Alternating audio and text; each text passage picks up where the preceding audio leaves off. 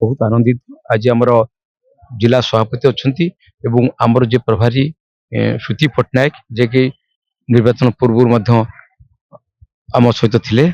सब बेसी खुशी से जेहेतु आज भली दिन से ये जोगदे पार्टी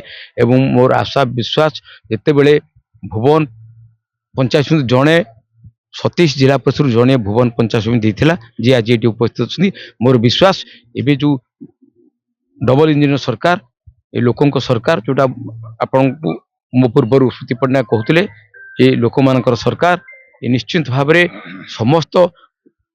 कार्यक्रम जो विकास जो भली भाव में आगौची आज अनेक लोग सामिल हेले अनेक दलू आसी आशा करुँच भुवन पंचायत समितिर समस्त लोकप्रतिनिधि जीतिए बोली भारतीय जनता पार्टी मोर आशा विश्वास। आजिकार मिश्रण पर्व मु बहुत आनंदित एवं आमर प्रिय विधायक श्री शत्रुघ्न जेना